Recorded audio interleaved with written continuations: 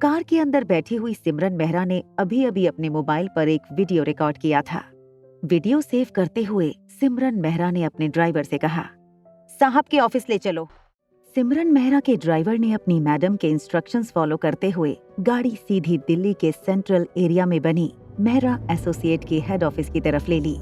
जैसे ही सिमरन की गाड़ी हेड ऑफिस पहुंची, अशोक मेहरा, जो किसी मीटिंग के लिए अपनी कार में बैठकर बाहर जा रहे थे, वो अपनी वाइफ को वहां देखकर हैरान हो गए। क्या हुआ डार्लिंग, तुम इस वक्त यहाँ? डार्लिंग, मुझे लग रहा है मैं बहुत बड़ी मुसीबत में फंसने वाली हूँ। अशोक मेहरा, जो कि शहर का बहुत ही बड़ा नाम था, एक सक्सेसफुल बिजनेसमैन था, वो ये बात अच्छी तरह से जानता था कि उसके होते हुए उसकी वाइफ किसी भी तकलीफ में नहीं पड़ सकती थी। अशोक ने मुस्कुराते हुए अपनी पत्नी से कहा, डार्लिंग क्या हुआ, मुझे ठीक से बताओ। सिमरन अशोक का हाथ पकड़कर उसे अपनी गाड़ी की ओर ले गई।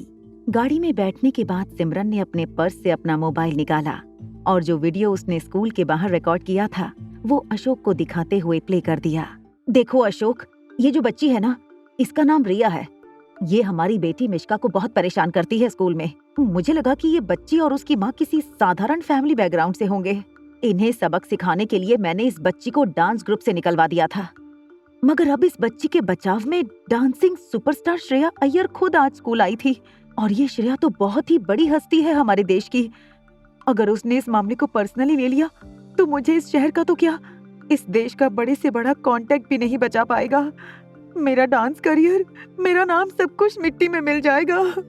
रिलैक्स, तुम बिल्कुल शांत हो जाओ और बिल्कुल घबराओ मत। मुझे एक बात बताओ कि इतनी बड़ी सुपरस्टार आखिर तुम्हारे पीछे क्यों पड़ेगी?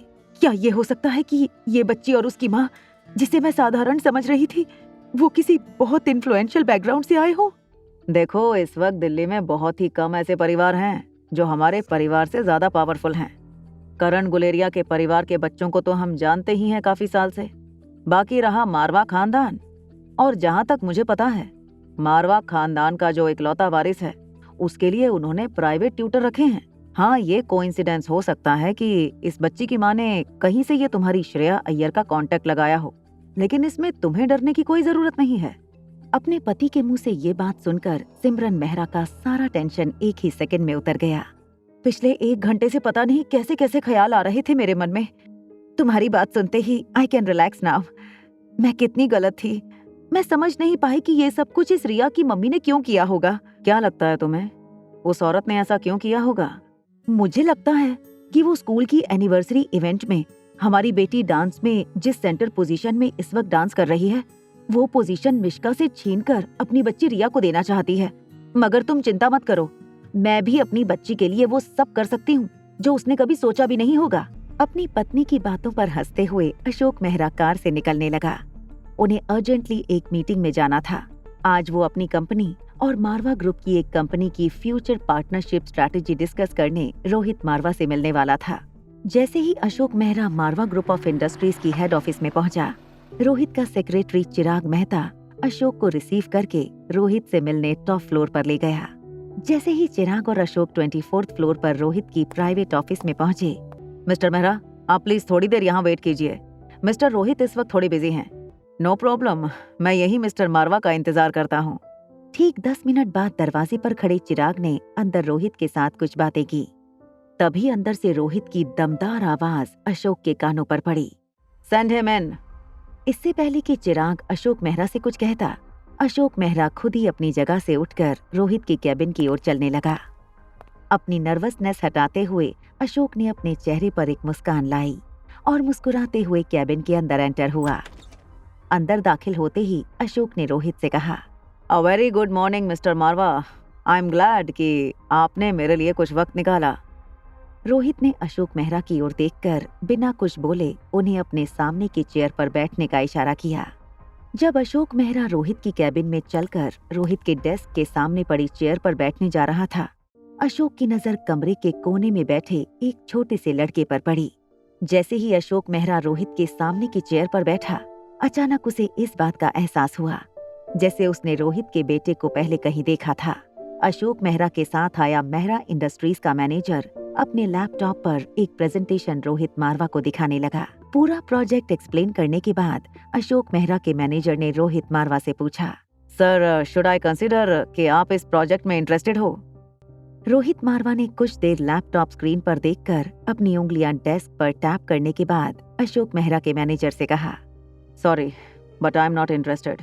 मैनेजर ने 2-3 बार अशोक को मीटिंग आगे बढ़ाने का इशारा भी किया, मगर अशोक का ध्यान इस वक्त कहीं और था। दरअसल फिलहाल अशोक का ध्यान उसके मैनेजर और रोहित के बीच चल रही मीटिंग से ज्यादा कोने में बैठे उस बच्चे पर था। अशोक लगातार सोच रहा था कि उसने इस बच्चे को पहले कहाँ देखा है। कुछ देर सोचने के बाद अचानक अशोक मेहरा को अंदर ही अंदर एक जोर का शॉक लगा। अशोक मेहरा को इस बात का एहसास हुआ कि रोहित मारवा की कैबिन में बैठा हुआ वो छोटा सा बच्चा और कोई नहीं, मगर वही बच्चा है जिसे उसकी बीवी ने आज सुबह ही पनिश किया था। अशोक मेहरा ठीक से सिमरन की दिखाई हुई वीडियो क्लिप याद करने की कोशिश करने लगा। थोड़ी देर तक अपने मन में उस वीडियो को याद करके अशोक मेहरा को इस बात का यकीन हो गया कि वीडियो क्लिप में जो बच्चा था वो और कोई नहीं, बल्कि वही बच्चा था जो इस वक्त उसके सामने बैठकर होमवर्क कर रहा था, रोहित मारवा का बेटा। अशोक मेहरा के मैनेजर ने दबी हुई पोलाइट आवाज में रोहित मारवा से कहा, मिस्टर मारवा, ये डील आपके और आपकी कंपनी के लिए बहुत प्रॉफिटेबल होगी। इस बात की मैं आपको श्योरिटी देता हूँ। ऐसी डील बार बार नहीं आती। क्या आपका ये फाइनल डिसीजन है कि आप इस डील को आगे नहीं बढ़ाना चाहते? अशोक मेहरा के मैनेजर के मुंह से ये बात सुनकर बिना कोई एक्सप्रेशन दिए रोहित अपनी जगह पर खड़ा हो गया। उसने अपने लैंडलाइन पर एक बटन दबाते हुए लाउड स्पीकर पर चिराग से कहा, चिराग, हमारी मीटिंग खत्म हो चुकी है, तुम मेहमानों को बाहर ले जा सकते हो। ऑफिस से बाहर जाकर अशोक मेहरा अभी भी ये सोच रहा था कि आखिर रोहित मारवा ने इतनी अच्छी डील ठुकरा क्यों दी थी, और क्या सिमरन के फोन में उसने जिस बच्चे को देखा था वही बच्ची अंदर बैठकर होमवर्क कर रही थी। आर्यन को जब अशोक मेहरा ने ऑफिस के अंदर देखा था तो ये ठीक से समझ नहीं पाया था कि राइटिंग पर बैठा बच्चा लड़का था या लड़की। अशोक मेहरा इन सब के बीच किसी कनेक्शन के बारे में सोच रहा था। तभी अशोक मेहरा के मैनेजर ने चिराग मेहता से पूछा, अरे यार, हम तो बहुत पुराने दोस्त हैं। मुझे एक बात बताओ चिराग, व्हाट इज द प्रॉब्लम?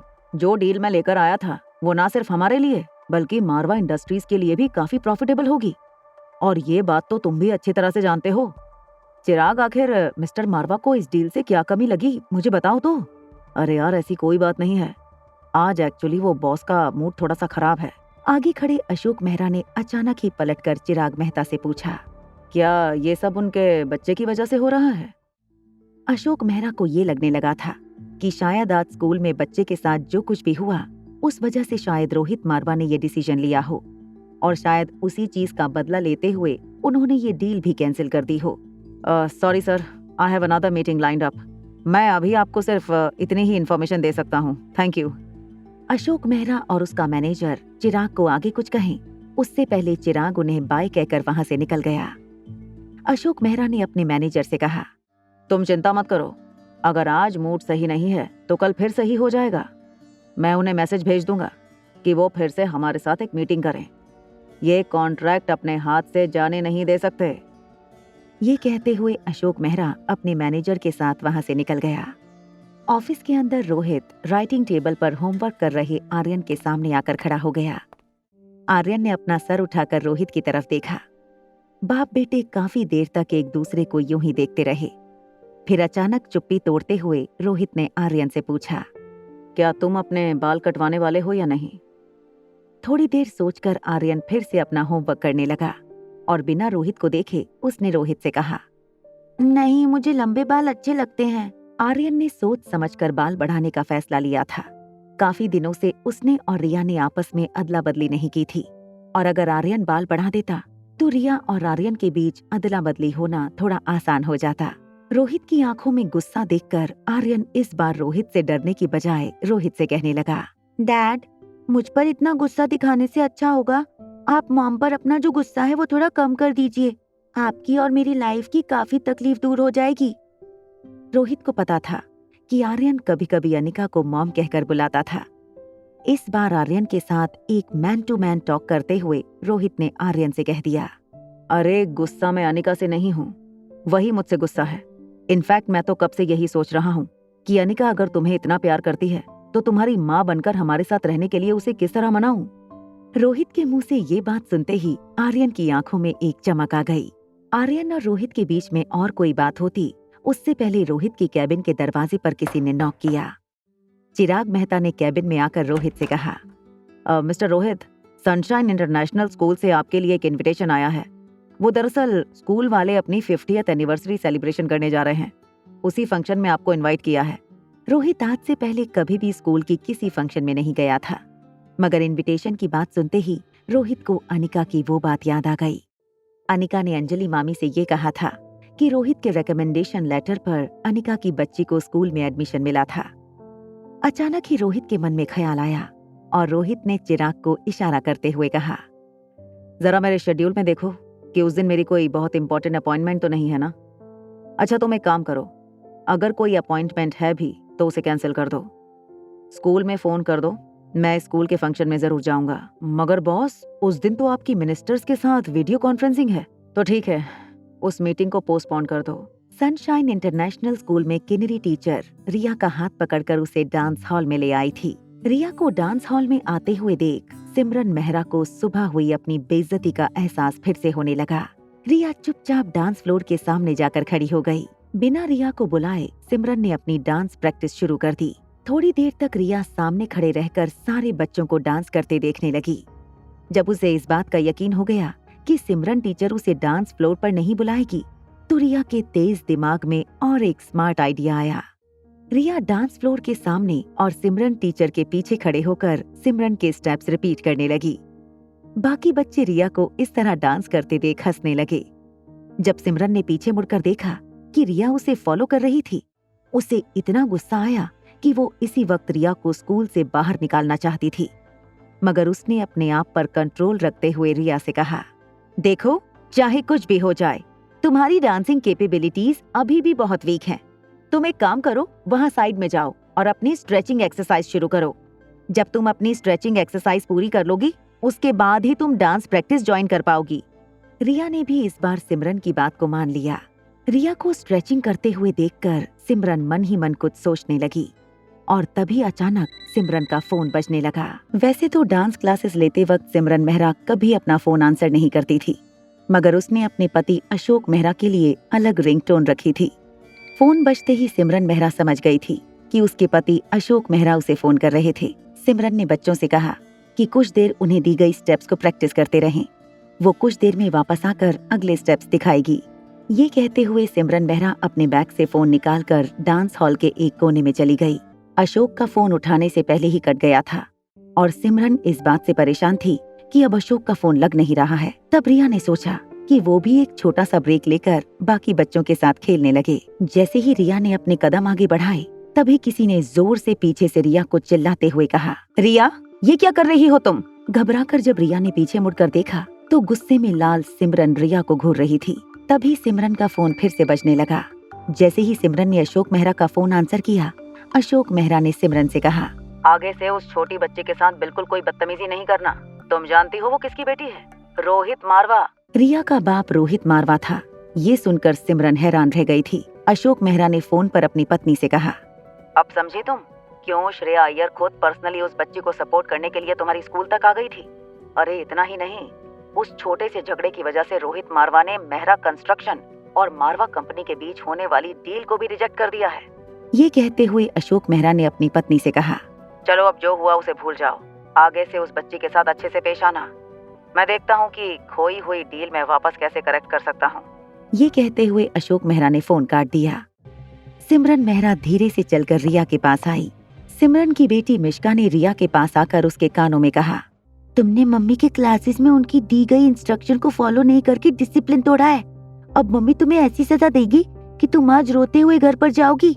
जैसे ही मिश्का के मुंह से ये बात सिमरन के कानों पर पड़ी, सिमरन ने मिश्का से कहा, बेटा तुम अपने दोस्तों के साथ जाकर डांस करो, जाओ।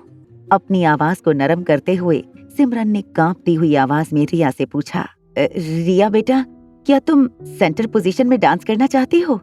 ये सुनकर रिया हैरान रह गई। पास ही खड़ी मिश्का, जो अभी भी अपने दोस्तों के पास पहुंची नहीं थी, उसने जब अपनी मम्मी की ये बात सुनी तो वो हैरान रह गई। मम्मी तुम ऐसा कैसे कर सकती हो मेरे साथ? वो सेंटर पोजीशन तो मेरी है। रोती हुई मिश्का को अनसुना करके सिमरन ने रिया से फिर से पूछा, बोलो बेटा, क्या तुम सेंटर में डांस करना चाहती हो? Yes teacher. I can dance in the center position. ये सुनते ही सिमरन अपनी जगह पर खड़ी हो गई और मुस्कुरा कर रिया से कह दिया, ठीक है, तो आज से तुम सेंटर पोजीशन ले लेना। और हाँ, अब तुम्हें स्ट्रेचिंग एक्सरसाइज करने की कोई जरूरत नहीं है, तुम अब डांसिंग टीम का हिस्सा हो। डांस रिहर्सल खत्म होने के बाद सारे बच्चे अपने अपने क्लासरूम में चले गए। जैसे ही रिया अपनी बेंच पर बैठी, आसपास बैठे बच्चे रिया से पूछने लगे, क्या मैं तुम्हारे साथ बैठ सकता हूँ? तभी किसी बच्ची ने पूछा, नहीं, रिया के साथ मैं बैठूंगी, शी इज माई फ्रेंड। देखते ही देखते रिया पूरी क्लास में पॉपुलर हो गई थी। बच्चों को शांत करते हुए किन्नरी टीचर ने रिया से पूछा, रिया, अब तुम ही इस बात का सल्यूशन लाओ और इन सब शैतानों को झगड़ने से रोको। तुम बताओ कि तुम किसके साथ बेंच शेयर करना चाहती हो? रिया ने क्लास के हर बच्चे की ओर देखा और फिर कोने में बैठे एक बच्चे की ओर इशारा करते हुए कहा, मैं अभिषेक के साथ बैठना चाहती हूँ। क्लास में जब भी ब्रेक होता 2 पीरियड्स के बीच में, तो हर बच्चा रिया के साथ खेलना चाहता था। प्ले एरिया में रिया कुछ रंग बिरंगी ब्लॉक से घर बनाने की कोशिश कर रही थी। तभी एक लड़का रिया के पास आकर उसे पूछने लगा, क्या तुम ही रिया हो? रिया ने मुड़कर देखा तो रिया की उम्र से 1-2 साल बड़ा एक लंबा सा लड़का रिया के पीछे खड़ा उससे ये सवाल पूछ रहा था। उसने अपने आप को इंट्रोड्यूस करवाते हुए कहा, मेरा नाम यश है और ये प्ले एरिया का मैं बॉस हूँ। तुम मेरी असिस्टेंट बन जाओ, मैं तुम्हारा ध्यान रखूंगा। तभी मुस्कुराती हुई रिया ने यश से कहा, आज से इस प्ले एरिया की बॉस मैं हूँ। यश रिया की इस बात पर गुस्सा होते हुए रिया से कहने लगा, अभी के अभी मुझे बॉस बुलाओ, वरना तुम जानती नहीं मैं क्या करूँगा। रिया ने मुस्कुराकर यश से कहा, ड्रीम ऑन, ख्वाब देखते रहो कि मैं तुम्हें बॉस बुलाऊं। ये तुम्हारी विश कभी पूरी नहीं होने वाली है। रिया के साथ खेल रहे अभिषेक ने रिया से कहा, Riya, he is a very dangerous boy. मेरे पेरेंट्स कहते हैं कि यश जो कहे वो चुपचाप मान लेना। अगर वो कहे कि कोई खिलौना उसे चाहिए तो उसे तुरंत दे देना, because he is very powerful. His name is Yash Guleria. He belongs to the Guleria family and Guleria family is the most powerful family in our city. आगे की कहानी जानने के लिए देखें अगला एपिसोड सिर्फ पॉकेट एफएम के यूट्यूब चैनल पर। और एक लड़की को देखा तो के सारे एपिसोड को सुनने के लिए डिस्क्रिप्शन में दी गई लिंक से डाउनलोड करें पॉकेट एफएम ऐप।